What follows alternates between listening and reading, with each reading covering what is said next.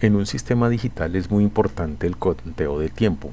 En el caso puntual de los microcontroladores y más específicamente para el SP32, nosotros podemos utilizar algunas técnicas para ese conteo de tiempo. Podemos utilizar retardos de software con la función delay o delay micros, que son funciones que atrapan el procesador en un ciclo repetitivo equivalente al tiempo que queremos medir, con el inconveniente de que el procesador solamente puede realizar esa tarea mientras se está invocando. También podemos utilizar temporizadores sin interrupciones directamente.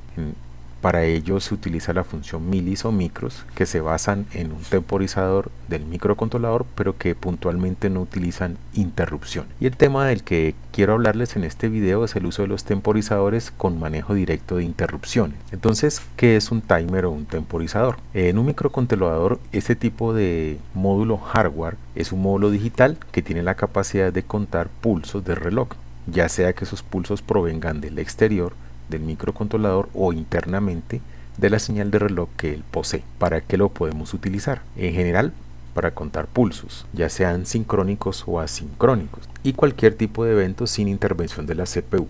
Aquí lo importante es que el temporizador es un módulo hardware que corre en paralelo a la CPU, que me permite contar ese tiempo sin que la CPU tenga que gastar parte de sus recursos para realizar esa tarea. Si los pulsos que se cuentan tienen una frecuencia estable, pues se puede utilizar para contar tiempo. El esquema general de funcionamiento de un temporizador es el que vemos aquí en el gráfico. Nosotros tenemos por acá lo que es el timer, que no es más que un contador de pulsos, y por acá se tiene un preescalador, que lo podemos ver como un divisor de frecuencia. Entonces, si tenemos una señal de reloj base que pasa a través del preescalador, a esa señal le podemos dividir la frecuencia por el valor que le coloquemos en el preescalador, lo que haría que la señal de salida al otro lado sea una señal con una frecuencia más baja. El que tenga una frecuencia más baja implica un periodo entre flancos más grande, lo que hace que los conteos que realiza el timer puedan ser más largos o más cortos dependiendo de la división de frecuencia que le hagamos a la señal de entrada con el preescalador.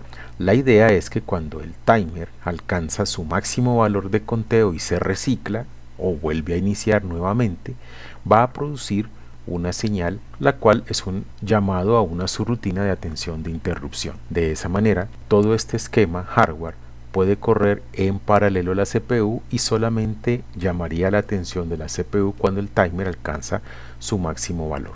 En este modo de operación, para contar un tiempo específico que no sea todo el tiempo máximo que puede contar el temporizador, lo que se hace es precargar el timer, o en otras palabras, este contador le colocamos un valor inicial diferente de 0. Entonces, cuando se hace la precarga del timer, el conteo va a comenzar desde ese valor inicial hasta llegar al máximo. Cuando lleguemos al máximo, se va a producir la interrupción. Esta es una forma de lograr un conteo de tiempo menor que el conteo máximo que el timer puede darnos.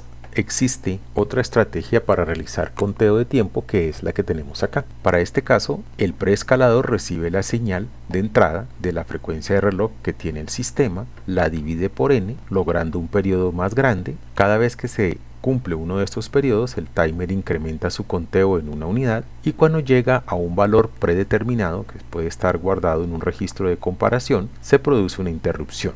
Esta interrupción alertará a la CPU de que existe un evento importante que tiene que ser atendido. Este modo puede llamarse modo de comparación, y lo que hace es que el timer siempre comienza en 0 y cuando llega a un valor que hemos definido se produce la interrupción. Este valor que hemos definido puede estar en un punto medio o puede ser el conteo máximo. Por lo tanto, el tiempo que transcurre entre el inicio del conteo hasta el llegar al valor de comparación va a ser igual al periodo de oscilación de la frecuencia de entrada multiplicado por el valor del preescalador por la cantidad de conteos que hagamos.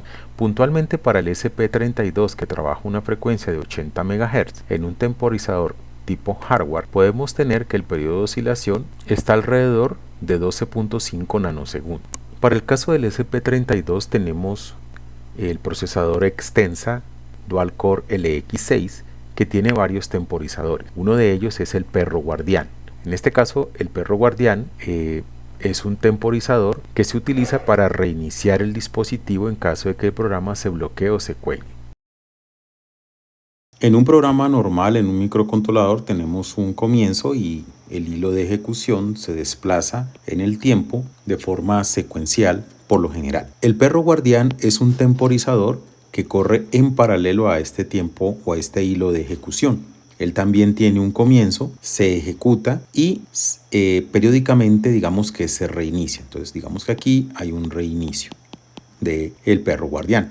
Cuando se produce ese reinicio, su conteo vuelve a cero y él comienza a contar otra vez. Por acá puede haber otro reinicio y así sucesivamente. Estos reinicios los realiza el ciclo principal del procesador o el mismo procesador cuando está ejecutando su programa. Es decir, que en ciertos puntos del programa, el programador coloca una instrucción que reinicie el perro guardián. ¿Qué sucede si ese perro guardián no se reinicia? Entonces, él pues sigue ejecutándose, pero en el punto en el que tenía que reiniciarse no se hace y él llega y cuenta hasta su máximo valor. Cuando realiza el conteo hacia su máximo valor, en este punto, si el perro guardián no se ha reiniciado, produce un reset.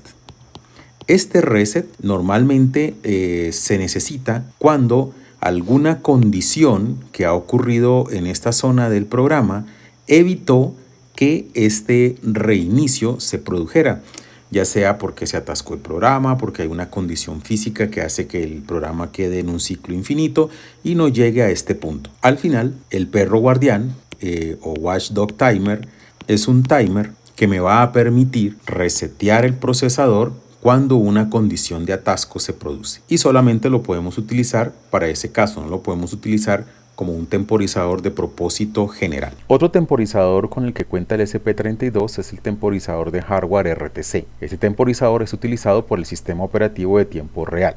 Se puede utilizar para generar interrupciones periódicas, incluso cuando el procesador se encuentra en modo de bajo consumo de energía, lo cual es importante porque con ese temporizador podemos despertar el procesador de un periodo de hibernación. El uso de este timer está asociado al sistema operativo de tiempo real y no es un recurso que se encuentre explícito para que lo use un programador. Para ello se cuentan con temporizadores de software. Esos temporizadores de software no son parte del hardware interno del microcontrolador, sino que más bien son programas que se ejecutan en el sistema operativo FreeRTOS y se utilizan para medir intervalos de tiempo. No están relacionados directamente con el hardware, lo que los hace más fáciles de usar, lo que nos permite crear varios timers de este estilo, pero tienen un problema, es que son un poco menos precisos que los temporizadores hardware. La ventaja, son fáciles de usar, no requieren configuración de hardware y se pueden crear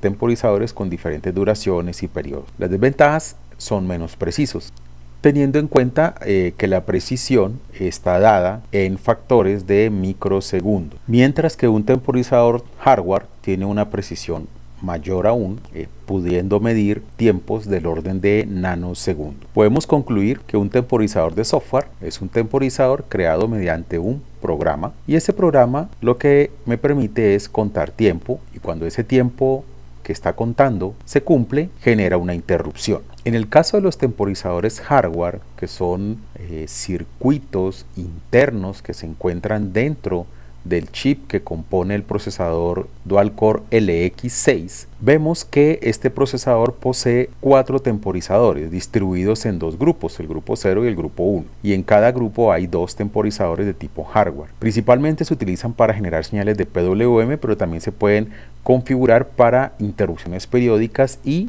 cualquier tipo de aplicación que requiera el programador.